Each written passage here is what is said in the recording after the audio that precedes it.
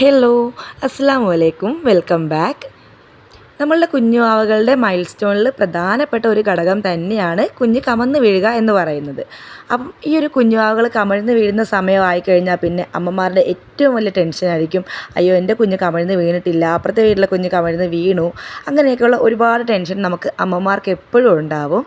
അപ്പം ഏത് പ്രായത്തിലാണ് കമഴ്ന്ന് വീഴേണ്ടത്, എപ്പം വരെ കമഴ്ന്ന് വീണില്ലെങ്കിലാണ് നമ്മളൊരു ഡോക്ടറെ കാണിക്കേണ്ടത്, എങ്ങനെയൊക്കെയാണ് നമുക്ക് കമഴ്ന്ന് വീഴാനായിട്ട് കുഞ്ഞുവാവയെ ഹെൽപ്പ് ചെയ്യാൻ പറ്റുന്നത് എന്നൊക്കെ ഡീറ്റെയിൽഡായിട്ട് പറയുന്ന ഒരു വീഡിയോ ആണ് ഇന്നത്തേത്. അപ്പോൾ നിങ്ങൾ എന്തായാലും വീഡിയോ മുഴുവനായിട്ട് കണ്ടു നോക്ക്. കണ്ടിട്ട് ഇഷ്ടമാണെന്നുണ്ടെങ്കിൽ അഭിപ്രായങ്ങൾ അറിയിക്കാനും അതുപോലെ തന്നെ ഇതുപോലത്തെ വീഡിയോകൾ കാണാൻ ഇഷ്ടമുള്ളവർ നമ്മളുടെ ചാനൽ സബ്സ്ക്രൈബ് ചെയ്യാനും നോട്ടിഫിക്കേഷൻ വരാൻ വേണ്ടിയിട്ട് ആ ഒരു ബെല്ലൈക്കൺ ഓണാക്കാനും ഒന്നും മറക്കരുത്. അപ്പോൾ നമുക്കിതാ നേരെ വീഡിയോയിലേക്ക് പോവാം. ഏകദേശം ഒരു 2.5 മാസം മുതലാണ് കുഞ്ഞുവാവകൾ കമഴ്ന്ന് വീഴാനായിട്ടുള്ള ട്രൈ ചെയ്യാനായിട്ട് തുടങ്ങാറ്. അവരാദ്യം ഒന്ന് ചരിഞ്ഞൊക്കെ വരും, പിന്നീട് അവർ കമരാനായിട്ട് ശ്രമിക്കും. അങ്ങനെ ചിലപ്പോൾ 3 മാസം മുതൽ 4 മാസത്തിനിടയിൽ എപ്പോഴെങ്കിലുമൊക്കെ കമഴ്ന്ന് വീഴും. അങ്ങനെയാണ് ഈ ഒരു പ്രോസസ്സ് നടക്കുന്നത്. ചില കുഞ്ഞുങ്ങളിൽ ഈ ഒരു കാര്യം 3 മാസത്തിലും 4 മാസത്തിലും ഒന്നും നടന്നെന്ന് വരത്തില്ല. നേരത്തെ കമഴ്ന്ന് വീഴുന്നത് കൊണ്ട് നമ്മുടെ കുഞ്ഞിന് ബുദ്ധി കൂടുതലുണ്ടെന്നും അല്ലെങ്കിൽ താമസിച്ച് കമരുന്നത് കൊണ്ട് നമ്മുടെ കുഞ്ഞിന് ബുദ്ധി കുറവാണെന്നോ ഒന്നും ചിന്തിക്കേണ്ട ആവശ്യമില്ല. എല്ലാ കുഞ്ഞുങ്ങളും വ്യത്യസ്തരാണ്. അവരുടെ ആക്ടിവിറ്റീസും അവരുടെ വളർച്ചയിലെ ഓരോ ഘടകങ്ങളും എപ്പോഴും വ്യത്യാസപ്പെട്ടിരിക്കും. അപ്പം നമ്മളുടെ കുഞ്ഞിൻ്റെ തല ഉറയ്ക്കുന്നതിനനുസരിച്ചിട്ടാണ് അവർ വേഗം കമഴ്ന്ന് വീഴാനായിട്ട് ട്രൈ ചെയ്യുന്നത്. നേരത്തെ തല ഉറച്ച് അത്യാവശ്യമൊക്കെ തല ബലത്തിൽ പൊക്കി പിടിക്കാൻ കഴിവുള്ള കുഞ്ഞുങ്ങൾ 3 മാസം മുതൽ 4 മാസത്തിനിടയ്ക്ക് മിക്കവാറും കമഴ്ന്ന് വീഴാനായിട്ട് ചാൻസ് ഉണ്ട്. നമ്മൾ കുഞ്ഞ് കമഴ്ന്ന് വീണില്ല എന്ന് വിചാരിച്ച് ടെൻഷൻ അടിക്കേണ്ട ഒരു സമയമെന്ന് പറയുന്നത് ഏകദേശം 6 മാസം പൂർത്തിയായതിന് ശേഷമാണ്. അതായത് 7-ാം മാസം മുതൽ ഒരു കുഞ്ഞ് കമഴ്ന്ന് വീണിട്ടില്ലെന്നുണ്ടെങ്കിൽ ആ കുഞ്ഞിനെ നമ്മൾ എത്രയും പെട്ടെന്നൊരു ഡോക്ടറെ കാണിച്ചിട്ട് അതിനുള്ള കാരണം എന്താണെന്ന് കണ്ടുപിടിക്കേണ്ടത് അത്യാവശ്യമാണ്. നമ്മുടെ കുഞ്ഞുവാവകൾ ഓരോ പ്രായത്തിലും ചെയ്യേണ്ടതായിട്ടുള്ള കാര്യങ്ങൾ അതാത് സമയങ്ങളിൽ തന്നെ ചെയ്യേണ്ടത് നിർബന്ധമാണ്. ഇല്ലെന്നുണ്ടെങ്കിൽ അവരുടെ ഡെവലപ്മെൻറ്റിനെ കാര്യമായിട്ടത് ബാധിക്കുന്നതാണ്. അപ്പോൾ അതുകൊണ്ട് അങ്ങനെയുള്ള കാര്യങ്ങൾ കൃത്യ സമയത്ത് തന്നെ ചെയ്യുന്നുണ്ടോ എന്നുള്ളത് അറിയേണ്ടത് നമ്മളുടെ അമ്മമാരുടെ കടമയാണ്. അത് ഏത് ടൈം പീരീഡിലാണ് അത് സംഭവിക്കേണ്ടത്, ഏത് സമയം വരെ അതിന് നമുക്ക് വെയിറ്റ് ചെയ്യാം എന്നൊക്കെ നമ്മൾ കൃത്യമായിട്ട് തന്നെ അറിഞ്ഞിരിക്കേണ്ടതുമാണ്. അപ്പം അതുകൊണ്ട് ഒരു കുഞ്ഞ് 6 മാസം വരെ അവർ കമന്ന് വീണിട്ടില്ലെങ്കിൽ മാത്രമേ നമ്മളതിനൊരു ചികിത്സ തേടേണ്ട ആവശ്യം വരുന്നുള്ളൂ. അതുപോലെ തന്നെ കമരുന്നതും ഇരിക്കുന്നതും നടക്കുന്നതും അതിനെല്ലാം നമുക്കൊരു സമയപരിധിയുണ്ട്. അതിനോടുള്ളിൽ അവരത് ചെയ്താൽ മതി. അല്ലാതെ നേരത്തെ പല കുഞ്ഞുങ്ങളും ചെയ്യുന്നു എന്ന് കരുതിയിട്ട് നമ്മുടെ കുഞ്ഞും അതേ സമയത്ത് ചെയ്യണമെന്ന് യാതൊരു നിർബന്ധവും ഇല്ല. പിന്നെ ഈ ഒരു കമഴ്ന്ന് വീഴുക എന്ന് പറയുന്ന പ്രോസസ്സ് 2 രീതിയിലുണ്ട്. നമ്മൾ കമഴ്ന്ന് കിടക്കുന്ന കുട്ടി തിരിച്ച് മലർന്ന് വീഴുന്നതും ആ ഒരു പ്രോസസ്സിൻ്റെ ഭാഗമായിട്ട് തന്നെ സംഭവിക്കുന്നതാണ്. റോൾ ഓവർ ചെയ്യുക എന്നാണ് ഇതിന് പറയുന്നത്.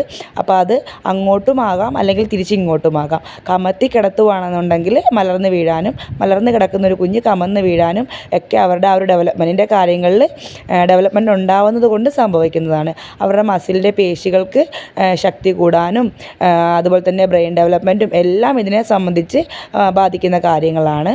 പിന്നെ നമുക്കൊരു കുഞ്ഞിനെ കമന്ന് വീഴാനായിട്ട് കുറച്ച് ഹെൽപ്പ് ചെയ്യാൻ പറ്റുന്ന കുറച്ച് ടിപ്സും കാര്യങ്ങളും ഒക്കെ ഉണ്ട്. അപ്പം നമ്മൾ അമ്മമാർക്ക് അങ്ങനെയുള്ള കാര്യങ്ങളിൽ നമ്മുടെ കുഞ്ഞിനെ ഒന്ന് പുഷ് ചെയ്യാൻ വേണ്ടിയിട്ട് വേണമെങ്കിൽ ചെയ്ത് കൊടുക്കാവുന്നതേ ഉള്ളൂ. കുഞ്ഞുവാവകളെ ടമ്മി ടൈം കൂടുതൽ കൊടുക്കുക. അപ്പോൾ അവരുടെ പേശികളും മസിലുകളും ഒക്കെ നന്നായിട്ട് സ്ട്രെങ്തൻ ആവുകയും അവരൊന്ന് നന്നായിട്ടൊന്ന് ശക്തി പിടിച്ച് കൈയൊക്കെ കുത്തി എഴുന്നേക്കാൻ ശ്രമിക്കുകയൊക്കെ ചെയ്യും. അതുപോലെ തന്നെ ടോയ്സുകൾ, അവർക്ക് അട്രാക്റ്റീവായിട്ടുള്ള ടോയ്സുകൾ കാണിച്ചു കൊടുത്തിട്ട് സൈഡിലേക്ക് ചരിഞ്ഞ് വരുന്ന കുഞ്ഞിനെ നമ്മൾ ആ ടോയ്സ് കാണിച്ച് കമഴ്ന്ന് വീഴാനായിട്ട് പ്രേരിപ്പിക്കാം.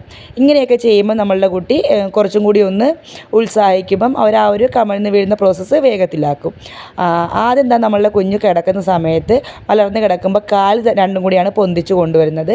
കാല് പൊന്തിച്ച് അവർ ചരിഞ്ഞ് വരും. ചരിഞ്ഞ് വന്നതിന് ശേഷം ആ കാല് തന്നെയാണ് ആദ്യം കമഴ്ത്തിയിടുന്നത്.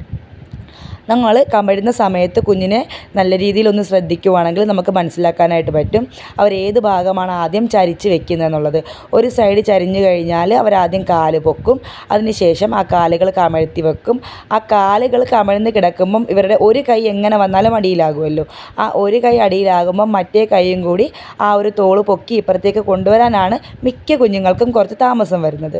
അപ്പം അങ്ങനെ കൊണ്ടുവരണമെന്നുണ്ടെങ്കിൽ എന്ത് ചെയ്യണം, അവരുടെ തല ഉറച്ചിട്ടുണ്ടാവണം. വേണം. തല ഉറച്ചെങ്കിൽ മാത്രമേ ആ തല അവർക്ക് ശക്തി പിടിച്ച് പൊക്കി ഇപ്പുറത്തേക്ക് എടുക്കാനായിട്ട് പറ്റത്തുള്ളൂ.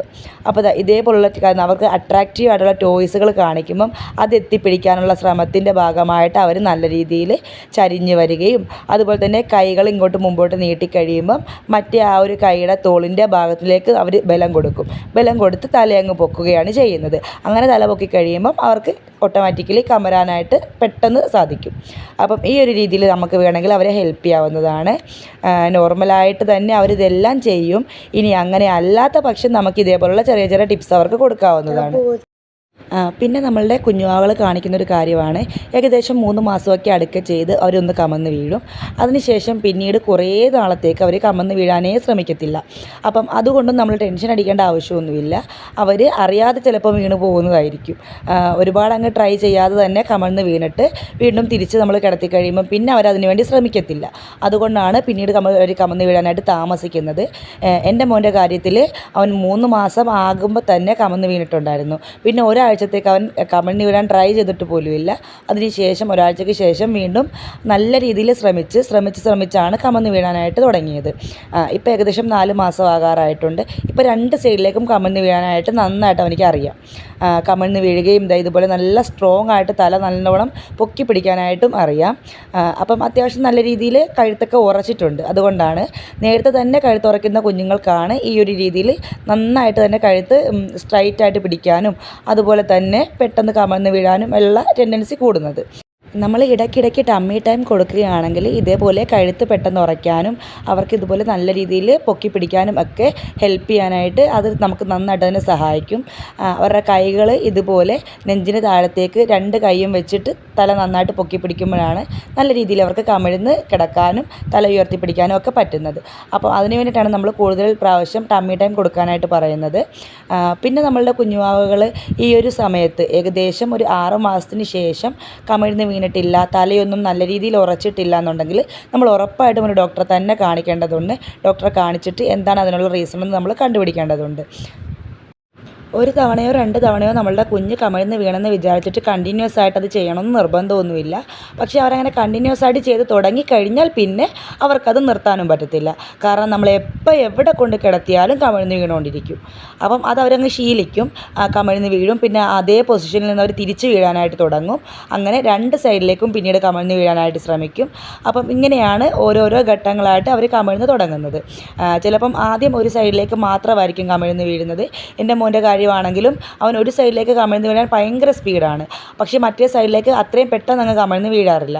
ആ ഒരു സൈഡിൽ ആദ്യം കമിഴ്ന്ന് വീണ ആ ഒരു സൈഡിലേക്ക് നല്ല പോലെ നമുക്ക് ഓരോ വശമുണ്ടല്ലോ, അപ്പോൾ ആ ഒരു വശം ആ ഒരു സൈഡിലേക്ക് വീഴാനാണ്. അത് കഴിഞ്ഞിട്ട് പിന്നെ നമ്മൾ ഇപ്പുറത്തെ സൈഡിലേക്കൊന്ന് ചരിച്ച് കഴിഞ്ഞാലാണ് അങ്ങോട്ടേക്ക് കമരുന്നത്. അപ്പോൾ നമ്മൾ അമ്മമാർ എപ്പോഴും നമ്മളുടെ മക്കളുടെ കാര്യത്തിൽ നല്ല രീതിയിൽ ശ്രദ്ധ കൊടുക്കുക. പ്രത്യേകിച്ച് ന്യൂ ബോൺ ബേബിയൊക്കെ ആയിരിക്കുമ്പം നമ്മൾ അവരെ ഒരിക്കലും ഒറ്റയ്ക്കാക്കിയിട്ട് എങ്ങോട്ടും നീങ്ങാനായിട്ട് പാടില്ല. എപ്പോഴും ആരെങ്കിലുമൊക്കെ ഒന്ന് അവരെ സൂപ്പർവിഷൻ ചെയ്യാനായിട്ട് കൂടെ ഉണ്ടാവണം. അപ്പോൾ ഇത്രയൊക്കെ ഉള്ളൂ ഇന്നത്തെ ഒരു വീഡിയോയിൽ പറയാനായിട്ടുള്ളത്. എല്ലാവർക്കും വീഡിയോ യൂസ്ഫുൾ ആയിട്ടുണ്ടെന്ന് വിചാരിക്കുന്നു. നിങ്ങളുടെ അഭിപ്രായങ്ങൾ കമൻറ്റായിട്ട് അറിയിക്കാനും ഡൗട്ടുകൾ എന്തെങ്കിലും ഉണ്ടെങ്കിൽ ചോദിക്കാനും ഒന്നും മടിക്കരുത്. വീണ്ടും അടുത്തൊരു വീഡിയോയിൽ കാണുന്നവരേക്കും ബൈ.